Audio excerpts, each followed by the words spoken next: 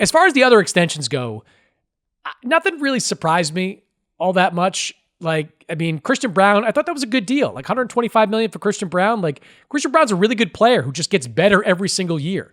The two guys in Houston or in Portland, Shaden Sharp, Tumani Kamara, good young players, reasonable deals. Maybe you can say Kamara, did they overpay for a guy that's been mostly one-dimensional, even though he's a great defensive player? But there's a lot of room for growth with these guys. And I think both of them are probably going to be, outplaying their contracts by the time we're at the end of it. And the salary cap has risen even more. Any of these other extensions that we saw Sunday, Monday stand out to you? Look, I really like the Christian Braun re-signing. I think that, this is a guy who helps Nikola Jokic in a way no one else on that floor does. He's so good in transition, led the NBA in fast points. I just think he adds another dimension to that starting five. Part of the problem last year was, and by the way, he's durable. I think he played 79 games last season, yep. But there was still a problem last year because they didn't replace him on the bench. And eventually there was a front office change in Denver, and the guys who are leading the office now, there is a real move to view, obviously, that they've restocked it with Braun coming back, but also to make sure that their big pieces are there and are not going to cost them down the road. And this is a little bit more of what I was talking about you have front office playing on different levels from each other. So if Christian Braun hadn't been extended, then they could have gotten into an offer sheet situation with him down the road. And that would have been a disaster for them in terms of what else they could have on the floor around Jokic. So I just think it was a smart move on both sides. I really enjoy watching Braun play. He's also a great kid to talk to. He's really have a sense of where he is in the moment and all of that. And I was very happy to see it.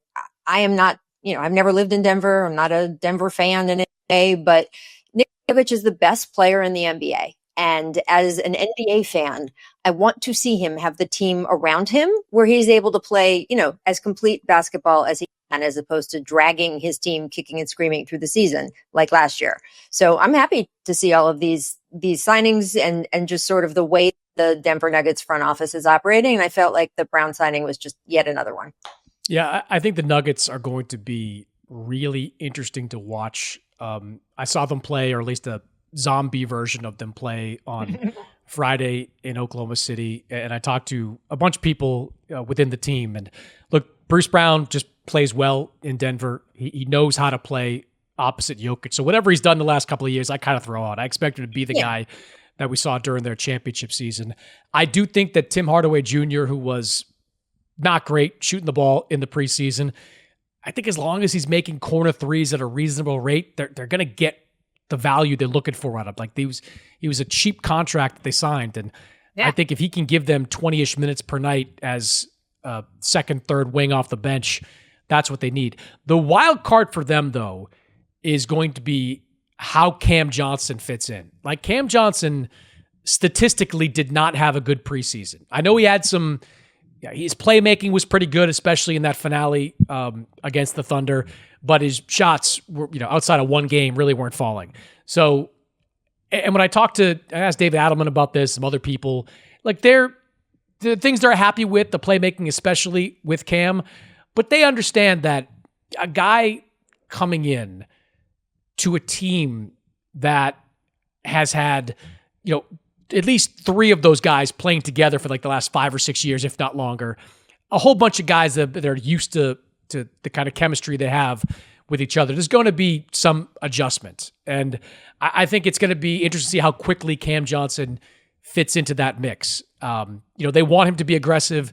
They want him playing freely, but if you're Cam Johnson, you're coming from a Brooklyn situation where you can do whatever the hell you want. Now you're going to a team that needs you to fit into a role. Like Michael Porter Jr., say whatever you want about him. He fit the role. They won a championship with Michael Porter Jr. playing that wing. Like, I think it seemed to me at times like Cam Johnson has been pressing when it's come to his shot, maybe rushing some of these shots. How quickly he settles in, I think is going to be big for Denver. I think he will settle in, but it might take him a few weeks, a month into the season to ultimately do it. I don't think we, as the sort of NBA machine, take into account how difficult it is for these players to just hit the ground running, find their niche with a new team. Kevin Durant is such a part because he literally fits with everyone, but we have seen it with other players. We saw it with Mikal Bridges in New York last year. We've seen it with guys who, Damian Lillard, when he first got to Milwaukee, it is a physical change. You are in a new house and with new places, and you don't quite know the highway. You don't quite know where to order from to get food, and you don't want all those things. That just sort of influences your overall comfort level. And then more importantly, on the court, you are, as you point out, especially in Denver, adjusting to guys who can, sort of know what each other is going to do before they even, know themselves. And to fit into that, both in terms of the locker room where you don't want to make any waves, and then on the court where you want to just do the right thing and not let Nikola Jokic down. He's the best player in the NBA. I think we need to give these guys a couple months, even into the season, guys who are in Cam's position, because they're human beings. And I think that just because the trade happened a while ago in our minds, and we're sort of like, great, he should be, up and running. I just think that more often than not, it doesn't work that way. And I'm more interested in what he's doing, in late December than I am what he's doing this week. Yeah. And as loaded as the Western Conference is, I still think we're barreling towards that Nuggets Thunder conference finals. I still think they're 1-2 in the Western Conference. I mean, I've been at Thunder practices over the last few days. And look, Oklahoma City, they're going to avoid a headline at all costs. They're not going to sound bullish or optimistic about their chances to repeat, the first repeat champion since 2018. But they are very happy with the mindset this team came in. Like, one thing Mark Dagnall told me this weekend was the thing he was most happy about early was that these guys came in shape. Like, nobody, there was no, like, look, they're not hard partiers anyway. We know that based on the lack of celebration. Barely drank any champagne when he won the title. But, like, none of them, like, kind of just took the summer off. Like, they all took whatever time off they needed to and got back to work. That includes Shea. Like, they still think Shea has another level that he can get to. I'm not sure what that level is for a guy that averaged 30 plus, won MVP, and led the team to a championship, but they think there's still more to grow. And like we talk about this all the time, but like the room for organic growth is so huge. Like Chet Holmgren's never going to be like Dwight Howard, but he's bigger. Like he's definitely bigger. He's definitely stronger. And when I talk to people that worked out with Chet this summer, like they're expecting like a 20 point, 10 rebound, 4 block average type of season for Chet Holmgren. If they can get that out of him and get more minutes from him at center against some of these teams that they're playing, maybe it's not 68 wins, but it's like 64 or 65 because look, Jalen Williams is banged up right now, but he's going to find his way back onto the court, relatively quickly. Yeah. I feel like we've said this year after year, like the Nuggets, they could be a dynasty. The Celtics, they could be a dynasty.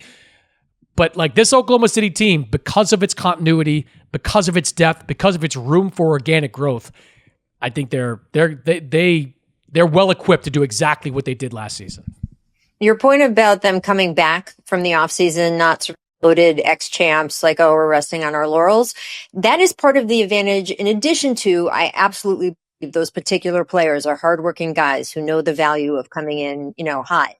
I also think that when you have guys who are largely in their early 20s, you have a much higher chance of getting that condition in. I don't know if you can remember all the way back to your early 20s, Chris, but you could eat a lot differently. Kind of blurry. Exercise a little bit less and still have great results. Not encumbered, most of these guys. Some of them obviously have kids and partners, but not all of them, to distract them and sort of take their attention away or obligations. So the idea that you have a team that's as young as this team is, that is already seasoned with championship experience, I just physically and mentally, they are more primed to come into the next season in better shape than a lot of ex-champions because of just how young the team is. And I'm impressed. Yeah, they're going to be tough. And look, they're going to get Topic back at some point. They're excited about what he can bring to the table. They're once again going to be 10 guys deep with like legitimate guys that should be top 6 players on most teams in the NBA. So it's going to be interesting to watch. I think they're going to come out of the gate fast this season. And I think we're once again going to be talking about them as the front runner to win the whole